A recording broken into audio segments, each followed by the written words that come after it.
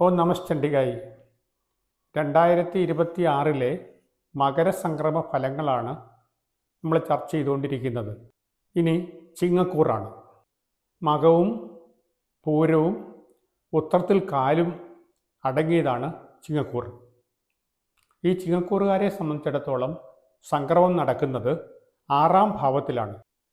അവർക്ക് ധൈര്യം വർദ്ധിക്കുക, കൂടുതൽ സ്ഥാനമാനങ്ങൾ ലഭിക്കുക, വിശപ്പും ദാഹവും അധികരിക്കുക, അധികാരികളുമായിട്ട് കലഹിക്കുക, കുടുംബസൗഖ്യം കുറയുക തുടങ്ങിയ ഫലങ്ങളാണ് അനുഭവിക്കുന്നത്. ശിവപ്രീതി വരുത്തിയാൽ ഇതിനെല്ലാം മാറ്റമുണ്ടാകും. ഇനി കന്നിക്കൂർ. ഉത്രത്തിമുക്കാലും അത്തവും ചിത്തിരയരയും കന്നിക്കൂറാണ്.